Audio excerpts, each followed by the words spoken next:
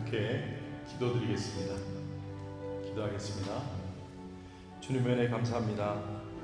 오늘 이 시간에 다시 한번 주님의 말씀 듣기 위해서 모였습니다. 주님, 예배자의 마음을 우리에게 주시니 감사합니다. 우리의 모든 삶을 아시는 주님께 우리의 깊은 고백을 드리는 시간 되기 원합니다. 주님의 은혜를 간절히 삼아오니 찬양 중에, 기도 중에, 또 말씀 중에 우리에게 말씀하여 주시고 주님이 만나 주실 때 아멘으로 순종케 하여 주시옵소서. 이 모든 순간순간을 하나님의 은혜인 것을 고백하는 우리 모두가 되게 하여 주옵소서. 예수님의 이름으로 기도드립니다. 찬양하겠습니다. 잘 아시는 찬양일 거라고 생각하고요. 앞에 악보가 있는 가사 보여드리도록 하겠습니다. 주님의 은혜임을 나는 믿습니다. 주 나의 모습 보내, 주 나의 모습 보내, 상한 나의 맘 보시네. 주 나의 눈물 아래 홀로 울던 맘 아시네. 주 사랑 내게 있네, 주 사랑 내게 있네. 그 사랑이 날 채우네. 주 은혜 내게 있네. 그대로 날 세우네. 세상 소망 다 사라져도, 세상 소망 다 사라져가도 주의 사랑은 끝이 없으니 살아가는 이 모든 순간 주의 힘을 나는 믿네. 주 나의 모습 보내, 주 나의 모습 보내, 상한 나의 맘 보시네. 주 나의 눈물 아래 홀로 울던 맘 아시네. 주님의 사랑 내게 있네, 주 사랑 내게 있네. 그 사랑이 날 채우네. 주님의 은혜, 주 내게 있네. 그대로 날 세우시네. 그대로 날 세우네.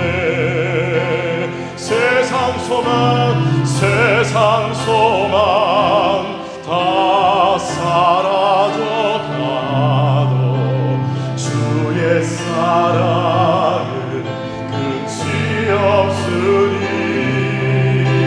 살아가는 이 모든 순간이 주의 힘을 나는 믿네. 세상 소망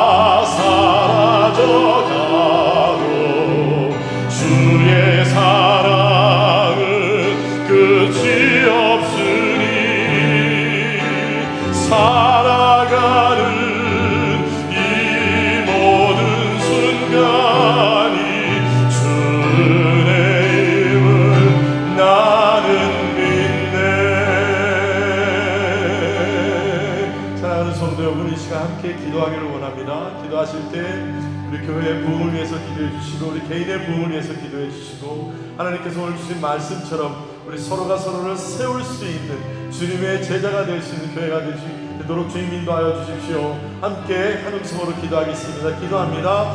하나님 은혜 감사합니다. 이 시간 다시 한번 간절히 주님 앞에 간구합니다. 하나님 오늘 주신 말씀처럼 사랑하는 하나님의 교회가 서로가 서로를 세워주고 주님의 말씀으로 일으켜 세워줄 수 있는 교회 되게 하여 주시옵소서. 예배하는 우리 모두의 마음속에 있는 슬픔과 근심과 걱정 물러가게 하시고 예수 이름 앞에 아버지를 굴복게 하시고 악한 영이 떠나게 하시고 주의 성령으로 가득하게 하셔서 주여 인생 속의 승부리가 주님의 말씀으로 해결되게 하여 주옵소서. 다시 한번 우리의 영의 눈을 뜨고 하나님의 거룩한 부흥을 꿈꾸기를 원합니다. 우리 개인에게 각 심령에게 전도회마다 부서마다 아버지 하나님 부흥의 물길이 일어나게 하여 주시고 주님의 제자가 되기를 간절히 소원하는 소원을 두고 기도하게 하여 주옵소서. 한마음이 되게 하여 주옵소서. 주여 우리와 함께하여 주심을 우리 모두 증거하면서 하나님 공동체로 주님 앞에 온전히 나갈 수 있도록 주님 붙잡아 주시옵소서. 살아가는 모든 순간 우리가 섬기는 모든 순간순간이 주님의 은혜만이 가득할 수 있도록 주님 인도하여 주시옵소서. 주여 함께하여 주시옵소서. 주여 살아가는 이 모든 순간 주의 이름 나는 믿네. 우리 힘있게 찬양하겠습니다. 주님의 약속의 말씀을 붙잡고 힘차게 주님 앞에 찬양하기를 원합니다. 주님 약속하신 말씀 위에서 영원토록 주를 찬송한 소리 높여 주께 영광 돌리며 이 약속 믿고 굳게 서리라. 굳게 서리 영원하신 말씀 위에 굳게 서리 굳게 서리 그 말씀 위에 굳게 서리라. 주님 약속하신 말씀 위에서 세상 영년에게 엄습할 때에 용감하게 힘써 싸워 이기며 이 약속 믿고 굳게 서리라. 굳게 서리 영원하신 말씀 위에 굳게 서리 서리 그 말씀 위에 굳게 서리라. 주님 약속하신 말씀 위에서 영원하신 주의 사랑 힘입고 성령으로 힘써 싸워 이기며 이 약속 믿고 굳게 서리라. 할렐루야. 굳게 서리 영원하신 말씀 위에 굳게 서리 굳게 서리 그 말씀 위에 굳게 서리라. 주님 약속하신 말씀 위에서 성령 인도하는 대로 행하며 주님 품에 항상 안식 얻으며 약속 믿고 굳게 서리라. 서리 영원하신 말씀 위에 굳게 서리 굳게 서리 그 말씀 위에 굳게 서리라. 주님께 영광의 박수 올려드리겠습니다.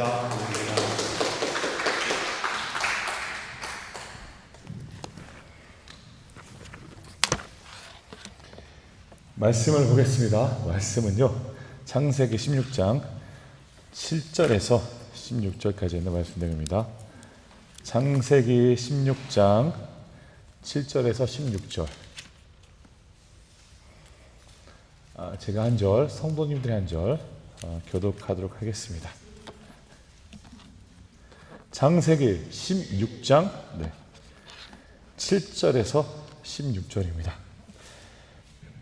제가 먼저 읽겠습니다. 여호와의 사자가 광야의 샘물 곁 곧 쓸길 샘 곁에서 그를 만나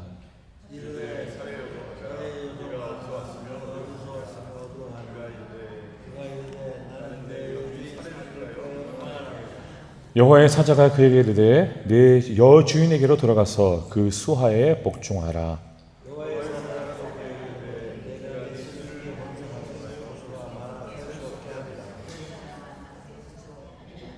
여호와의 사자가 또 그에게 이르되 네가 임신하였은즉 아들을 낳으리니 그 이름을 이스마엘이라 하라. 이는 여호와께서 네 고통을 들으셨음이니라.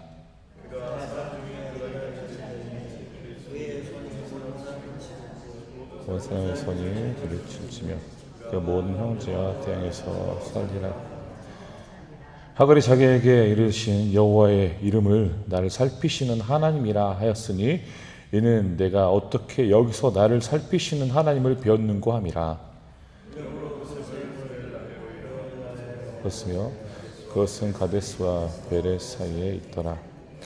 하갈이 아브라함의 아들을 낳음에 아브라함이 하갈이 낳은 아가들을 이름하여 이스마엘이라 하였더라. 아브라함에게 이스마엘을 낳았을 때 아브라함이 86세였더라. 아멘. 말씀 주제는요, 광야에서 임하신 언약의 하나님이라고 성도님들과 잠시 말씀을 나누도록 하겠습니다.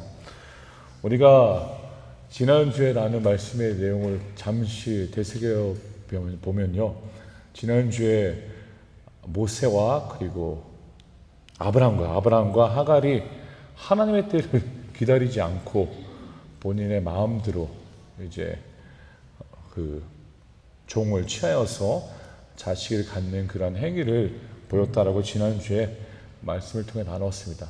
그래서 지난주에 말씀 나눴을 때 하나님의 때를 우리는 기다려야 된다고 말씀 나눴죠. 네, 하나님의 때를 기다리십시오. 하나님의 때가 진정 우리에게 가장 축복이 넘치는 때입니다라는 그러한 내용들을 성도님들과 나눴습니다. 이어서 오늘 말씀을 보았을 때 하갈이라는 여인이 그 종이요, 그 사레와 그리고 사라와 그리고 아브라함의 품에서 떠나 이제 숨어 있는 것을 말씀은 보여주고 있습니다. 그리고 그 숨어 있는 상황 속에서 그녀에게 벌어지는 일들을 오늘 말씀은 이렇게 보여주고 있죠. 오늘 말씀의 내용을 보면서 우리가 8절의 내용을 보면요, 이르되 사라의 여종 하갈아 네가 어디서 왔으며 어디로 가느냐. 그가 이르되 나는 내 여주인 사라를 피하여 도망하나이다. 이제 지난주에 말씀을 나눴을 때 하갈이라는 여인이 이제 자녀를 임신했다는 것을 느끼고 그것으로 기세가 등등하여져서 어떻게 보면 자신의 주인된 사라를 어떻게 보면 잘 대우하지 못했다라고 말씀을 나눴습니다. 그것으로 인하여 그 결과물로 인하여서 그는 아브라함과 사라가 살던 곳에서 도망하게 되었죠. 도망한 그녀에게 하나님의 사자가 만나줍니다. 여호와의 사자가 광야의 샘물에서 그녀를 만나주었습니다. 그것을 통해 우리가 다시 한번 생각해 볼 수 있는 것은요, 하나님이 아브라함을 정말 사랑하시는구나라는 것을 생각해 볼 수 있습니다. 왜 그럴까요? 이게 바로 첫 번째 요점이에요. 하나님은요, 아브라함의 모든 것을 책임져 주신다는 거예요. 지난주에 말씀드렸을 때 하갈이 사라와 그리고 아브라함의 실수로 말미암아 이렇게 이 상황에 처있게 됐습니다. 그런데 이것들은 하나님이 또한 책임져 주셔서 그녀를 품어주신다는 거예요. 하갈은요, 언약 밖에 있는 사람이었습니다. 그렇지 않습니까? 하갈은 애굽 여인이었습니다. 애굽 여인에게 하나님이 언약을 제시해준다는 것입니다. 이게 놀라운 일이죠. 애굽 여인인데 아브라함의 그 후손이 아닌데, 그런데도 불구하고 하갈이 임신한 그 자녀에게 하나님의 언약을 허락하셨다는 것입니다. 즉 이것은 하나님이 아브라함을 하나님의 언약의 백성으로 품어주시고 그 언약으로 말미암아 그 일어나는 모든 일들에 대해서 하나님이 또한 책임져 주신다는 것입니다. 이것은요, 우리가 때로는 실수도 할 때 있지 않습니까? 우리가 물론 하나님의 백성이고 하나님의 자녀로서 살아간다 할지라도 우리는 때로는 실수를 범할 때가 있습니다.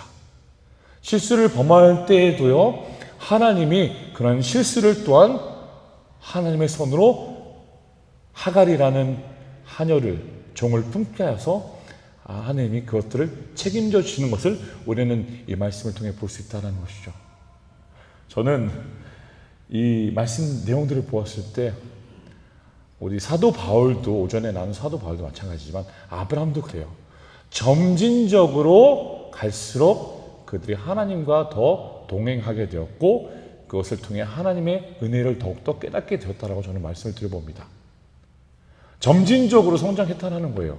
이게 우리는 신앙생활을 한다고 해서 바로 예수님을 만났다, 예수님을 나의 주인으로, 나의 삶의 주인으로 품고 있다라고 생각하지만 때로는 그렇게 살지 못할 때가 너무나도 많다는 것이죠. 우리 성도님들도 그러실 거예요. 주중에 너무나도 열심히 살지만 때로는 하나님 앞에서 우리가 죄를 범하는 때도 있잖아요. 실수할 때도 있고요. 그 모든 것들을 통하여서 하나님은요, 하나님의 은혜로 우리를 붙잡아 주시고 그 은혜로 말미암아 그 실수들마저도 하나님이 온전히 하나님의 뜻 가운데 거할 수 있도록 만드신다는 것입니다. 우리가 제가 콜라를 굉장히 좋아해요. 콜라 마신 코카콜라 아시죠? 코카콜라 좋아하는데 제가 이제 콜라를 너무 마시다 보니까 우리 성도님들 중에서도 굉장히 걱정을 많이 하시는 분들이 계시더라고요. 콜라를 좀 그만 마시라고. 근데 콜라가 어떻게 사업이 시작되는지 아시나요? 이 사업이 원래 한 분이 두통에 대한 약을 개발하고 있었어요. 두통약을 개발하고 있었고 소화제를 개발하고 있었는데 그게 이제 콜라였던 거예요. 코카콜라, 우리가 알고 있는 콜라를 개발하게 돼서 그 콜라를 사람들이 두통, 머리가 아플 때 먹고 소화가 안 될 때 마시던 거였어요. 그럼 그렇게 생각해 보면요, 저는 지금 잘하고 있는 거예요. 매일 약 먹고 있잖아요. 건강 챙기고 있는 거죠. 그렇게 보면요. 근데 그게 아니라 그게 중요한 게 아니라 사실 음료수를 만들려고 했던 게 아니라 두통약을 만드는 과정에 콜라를 개발하게 됐다는 거예요. 지금 세계에서요 가장 유명한 회사 중에 하나잖아요. 코카콜라. 우리가 상상하지도 못하는 곳에 콜라가 있습니다. 성도님들 그럴 거예요. 아프리카에는 먹을 게 없으니까 그렇겠지. 먹을 거 없는데도요, 아프리카 가면 콜라 있어요. 콜라가 있다니까요. 비록 실수였을지라도 두통약을 개발하다가 콜라가 나온 거예요. 음료수, 그 유명한 코카콜라가. 이게 자세한 내용을 다 말씀드리자면 좀 긴데요. 아틀란타에 이제 술을 금하였어요. 술을 금하다 보니까 그 콜라라는 그 두통약을 그 개발하신 분이 더 뭔가 첨가를 해가지고 이제 음료로 이제 팔게 됐다는 거죠. 그래서 그게 히트가 쳐서 전 세계적으로 지금까지 많은 자들이 그토록 사랑하는 음료가 됐다는 것입니다. 우리는요, 이것을 통해 무엇을 다시 한번 생각해 봐야 하면요, 하나님은 우리 삶 가운데 마찬가지, 하나님은 우리 삶 가운데 때로는 우리가 실수했을지라도 그 실수를 또한 동일하게 하나님이 사용하셔서 하나님의 선을 이룬다는 거예요. 그렇다고 제가 성도님 오늘부터 실수하십시오, 그게 아니에요. 우리가 때로는 모르고 실수할 때가 있잖아요. 의도해서 실수도 할 때가 있지만 우리가 모르고 실수할 때가 있어요. 이제 말을 많이 하다 보면 실수가 많아져요. 그래서 저도 최대한 말을 아끼려고 하는데, 근데 이제 목사 입장에서는 또 말을 많이 하게 되잖아요. 그러다 보면 저도 모르게 때로는 그분에게 어떻게 보면 상처되는 이야기를 하고 있더라고요. 집에 와서 생각해 보니까 내가 그 말을 하지 말았어야 되는데 왜 그 말을 했지? 그분이 들었을 때 좀 상처를 받았을 수도 있겠구나라는 생각이 들더라고요. 그런데도요, 하나님은요, 그것마저도 덮어주시고 그런 실수마저도 하나님의 은혜로 덮어주시는 그런 체험을 해보았던 저입니다. 사실 저는 최대한 말을 아끼려고 합니다. 이게 말을 아끼려고 하는데요, 이게 쉽지 않더라고요. 성도님들이 말을 걸어주시면 저는 또 말을 또 하고 싶어요. 계속 말을 하고 싶은 거예요. 아니, 말을 좀 아껴야 되는데. 네. 제가 사실 좀 말을 많이 하지 않는 그런 사람인데 이제 목사가 되다 보니까 말을 많이 하게 됐어요. 조용한 사람인데, 네, 과묵한 사람인데, 네. 그런데 이렇게 하나님이 그래서 이제 저도 하나님, 제가 어떤 말씀을 들을 때마다, 누구를 만나서 대화를 할 때마다 하나님이 함께 해주셔서 내 입에 모든 것들을 주관해 주세요. 내 입에 모든 것들이 그분이 들었을 때 선으로 들리게 해주시고, 그분이 들었을 때 오해하지 않도록 해주세요 라고 저는 항상 이렇게 기도합니다. 로마서 8장 32절은 그러잖아요. 모든 것이 협력하여서 하나님의 선을 이룬다. 하나님을 사랑하는 자들이, 하나님 그 모든 것에 하나님이 협력하여서 그것을 통해 선을 이룬다. 그런 거잖아요. 즉 내가 실수를 하고 있을지라도 그 실수를 통해 하나님은요, 보듬어 주시고 붙잡아 주셔서 은혜를 이루게 하신다. 은혜의 것들을 발생하게 하신다라는 그런 메시지 아닙니까? 이제 제가 신앙교회 지난주에도 말씀드렸지만 약 한 6개월이 좀 넘었어요. 반년이 넘었습니다. 제가 생각해 봤을 때 실수한 것들도 있을 거예요. 제가 하기도 했었고요. 실수한 것들이 있을 거예요. 근데 저는 특별히 오후 예배 때는요, 제 마음이 너무 가벼워요. 왠지 아시나요? 모르시죠? 모르실 것 같아요. 제 마음이 왜 가벼운지 아십니까? 오후 예배는 제가 오후 예배 때 보면요, 저를 되게 아끼시는 분들이 항상 오세요. 그래도 저를 이렇게 사랑해 주시는 분들이 이렇게 오후 예배 참여하시더라고요. 뭐 일부 예배는 그렇지 않아, 그게 아니에요. 그건 아니고요. 그래도 좀 더 특별히 이상한 목사를 생각해 주는 분들이 계시니까 저도 마음이 더 편해서 이렇게 좀 더 쉽게 이렇게 말하는 것 같아요. 그러다 보면 왜 쉽게 말씀을 드리냐? 실수를 해도 여기 계시는 분들은 이해해 주실 거다라는 그런 마음이 있기 때문이에요. 네, 그런 마음이에요. 우리가요, 자식이 실수한다고 해서 혼내지 않아요. 어린 자식이 실수하면 혼내지 않잖아요. 어리니까 실수하고 있다는 것을 이해하지 않습니까? 마찬가지잖아요. 우리가 하나님도 우리를 그렇게 바라보신다는 거예요. 우리가 실수를 해도요, 하나님은 품어주세요. 그래서 제가 성도님들에게 말씀드린 게, 우리도 품어야 됩니다라고 말씀을 드린 거예요. 정지하지 마시고 품어주십시오 라고 말씀드린 거예요. 제 동생도요, 그런 말 하더라고요. 형, 내가 설교를 영상으로 봤는데 형 왜 오전 예배는 굉장히 경직돼 있고 오후 예배는 그래도 좀 마음이 굉장히 프리하게 하는 것 같다고. 그래서 저도 그래서 생각해봤어요. 내가 왜 오전 예배 좀 경직돼 있을까? 좀 제가 긴장을 하는 것 같아요. 긴장을 하면서 이제 말 하나하나를 조심히 해야 되겠다는 그런 생각 때문에 그런 것 같아요. 그래서 제가 동생한테 오후에는 그래도 나를 좀 더 아끼시는 분들이 오시는 것 같아. 그래서 내 마음이 좀 편해서 말씀을 전하는데 좀 그렇게 자유롭게 하는 것 같아라고 이렇게 이야기를 했어요. 그렇습니다. 우리는요, 하나님만이 우리의 실수를 품는 것이 아니라 우리 주변에 있는 분들의 실수에 대해서 우리가 품을 수 있어야 합니다. 그게 부흥의 지름길이에요. 정지하는 교회는요, 사람들이 안 갑니다. 당신은 죄인입니다. 물론 죄인이라는 건 다 알고 있어요. 우리 죄인이잖아요. 그리스도 안에서 우리가 은혜를 누려서 의인처럼 이렇게 살아가고 있는 것이죠. 우린 죄인입니다. 그렇다고 해서 교회 오신 분들, 당신은 이 교회 오면 안 됩니다. 이런 죄를 범했기 때문에 우리는 그러면 안 된다라는 거예요. 품어줘야 된다라는 거예요.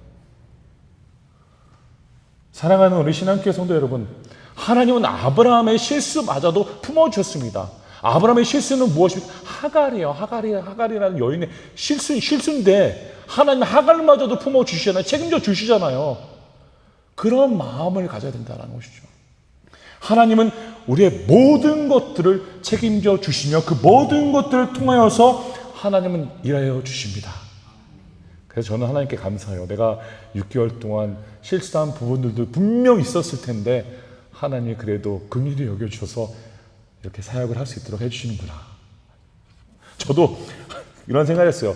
하나님, 제가 설교할 때도 한번 그랬잖아요. 내가 우리 신앙교회에서 은퇴했으면 좋겠습니다 라고 말씀을 드렸는데 속으로 집에 와서 생각해보니까 내가 원한다고 돼도 되는 게 아니잖아요. 아이고, 성도님들이 모여서 이제 사무엘 목사는 그만합시다 하면 저 떠나가야 되는 거잖아요. 그렇지 않습니까? 모르는 듯이 이렇게 서로 쳐다보시는데 맞잖아요. 저 목사 마음에 안 드네. 막 여론이 안 좋아지면 서로 안 좋아. 우리 이 목사는 그냥 따릅시다. 이제 다음 목사만 찾아봅시다.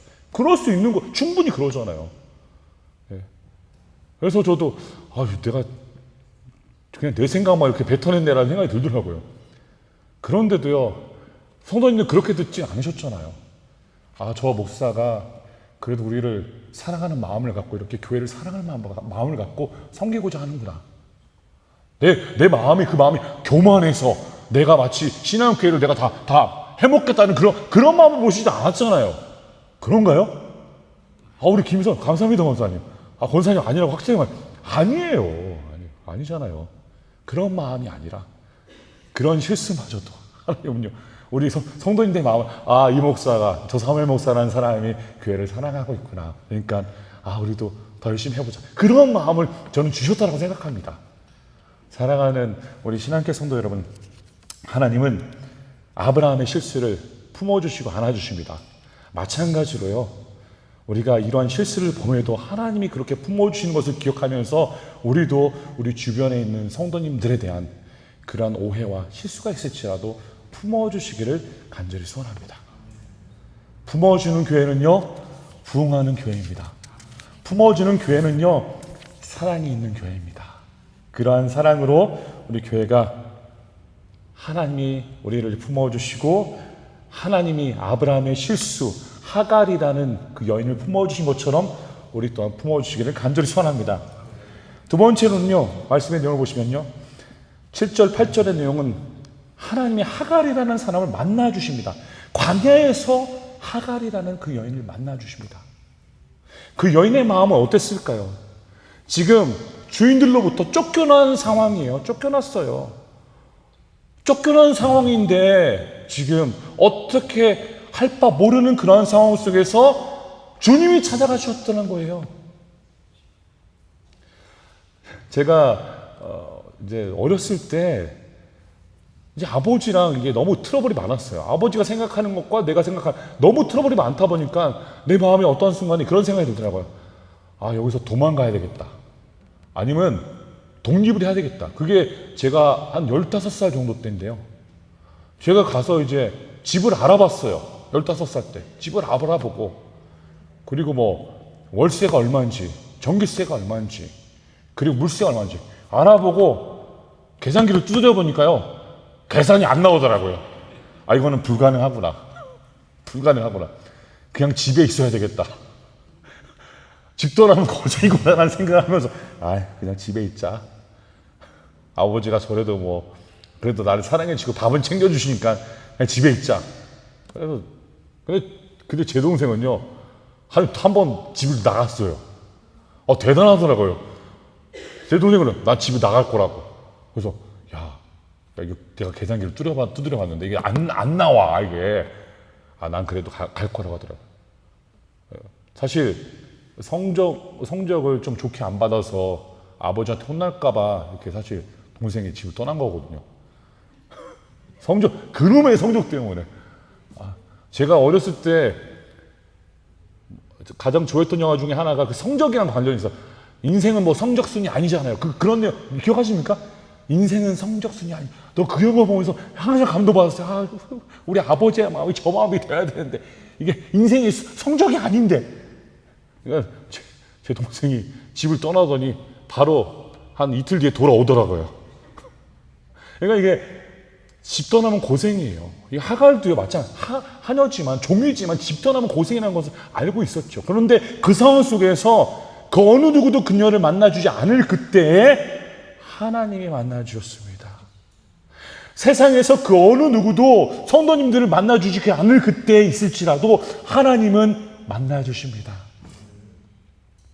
하나님은 그 광야에서 하갈이라는 여인을 만나주시고 도피하고 있었던 그 여인에게 하나님의 위로를 그녀에게 허락해 주시며 그녀를 다시 세워주시는 그 모습을 오늘 말씀은 기록하고 있다는 것입니다. 하나님은요, 우리가 이렇게 보면요, 소외된 자들을 향한 하나님의 마음이 있다는 것을 우리는 기억해야 합니다. 소외된 자들요. 저는 그래서 간절히 바라는 마음이 있다면, 하나님, 우리 신앙교회는요, 우리 성도님들이 절대 소외되지 않도록 해주세요. 절대 한 번이라도 교회에서 예배를 드리며 교제할 때 소외된 마음을 갖지 않도록 해주세요라고 저는 간절히 하나님께 구해요. 물론 때로는 저도 나름대로 이제 적극적으로 우리 성도님들께 다가가려고 하는데요. 때로는 너무 성격이 내성적인 분들도 계시더라고요, 우리 교회에. 계시니까 그분들이 이제 저를 그냥 설교 강단에서만 봤으면 좋겠다고 하는 분들도 계시더라고요. 제 마음은 사실 찾아가서 이렇게 뭔가 대화를 하고 싶은데 그분들은 그렇게 말씀하시더라고요. 그래서 소문을 통해서 이렇게 들었어요. 소문 빠릅니다.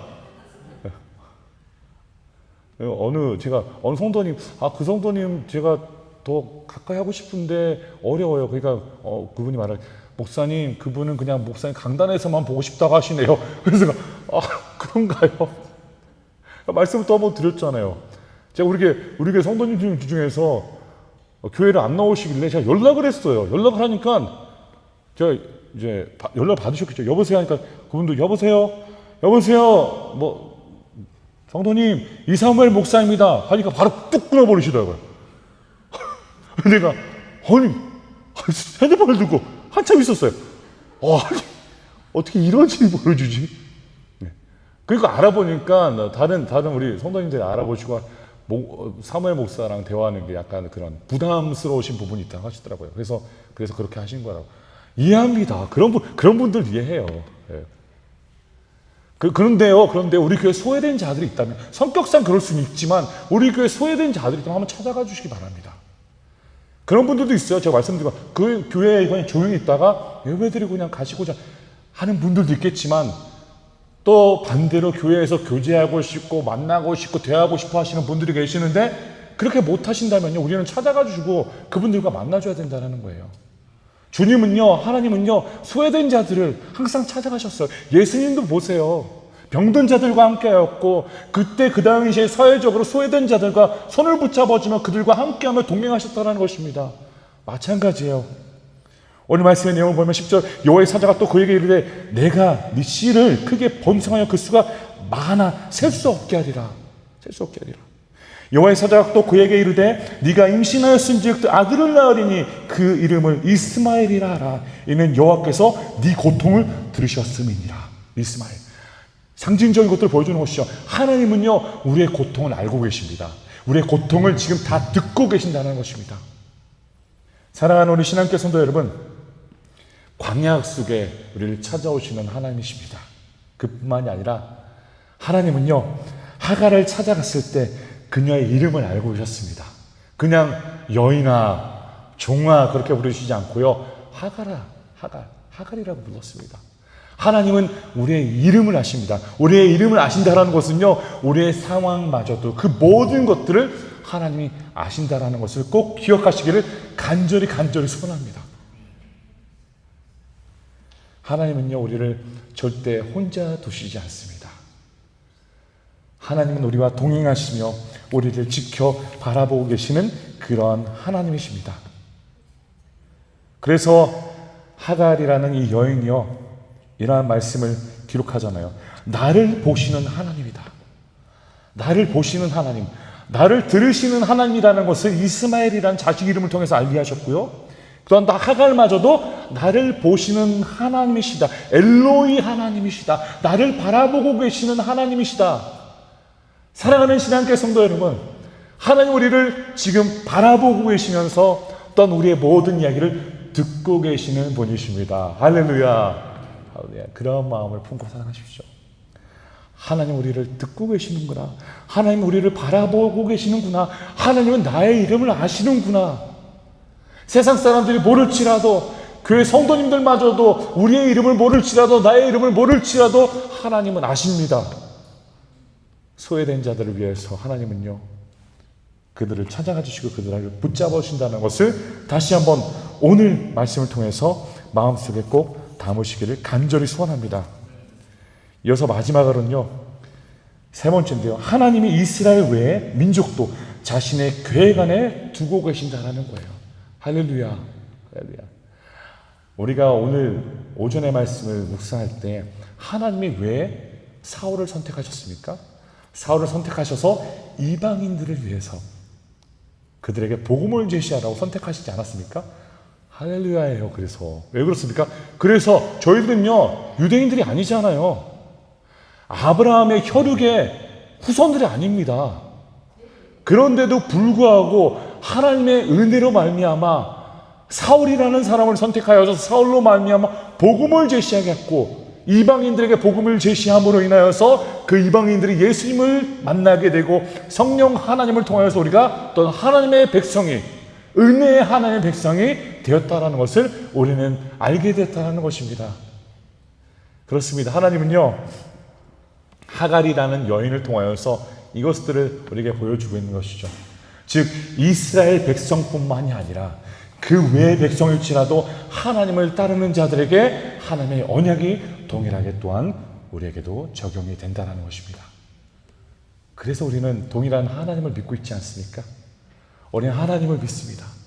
그 하나님이 세상을 창조하신 하나님, 그 하나님 믿고 또한 메시아 예수 그리스도를 믿고 그분을 따름으로 말미암아 우리는 하나님의 백성이 되었음을 다시 한번 꼭 기억해야 합니다. 사랑하는 신앙교회 성도 여러분, 하나님은요 우리를 위해 모든 것들을 계획하셨습니다. 우리는요 그 계획에 소외된 자들이 아니라 그 계획 안에 거하는 하나님의 백성입니다. 그래서 우리는 은혜로다라고 찬양할 수 있는 거예요. 은혜입니다라고 노래할 수 있는 거예요. 은혜입니다라고 고백할 수 있는 것입니다.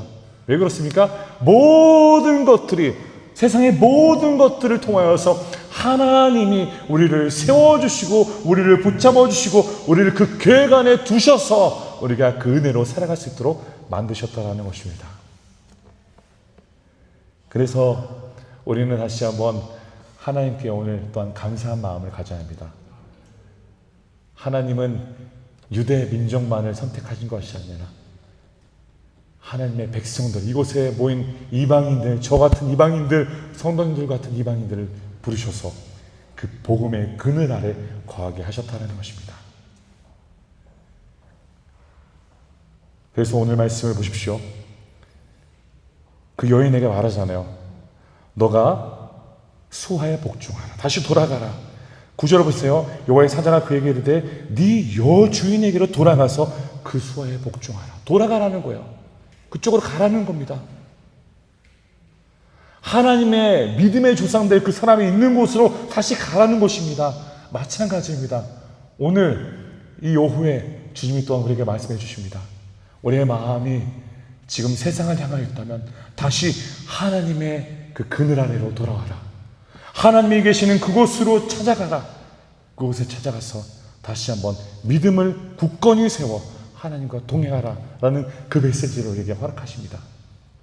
그래서 우리 교회 성도님들이 한 주간 동안요 이 말씀을 기억하시면서 하나님은 우리의 실수마저도 그 실수를 통하여서 또한 일하시고 계시는구나.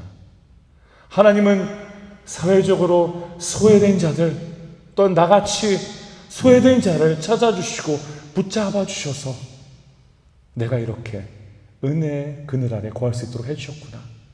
이방인인 내가 복음을 깨닫게 해주시고 이방인인 내가 하나님을 알게 하신 그 은혜에 감격하는 마음으로 이번 한 주간도 주님의 뜻을 따라 살아가시는 우리 교회 성도님들이 되시기를 간절히 소원합니다.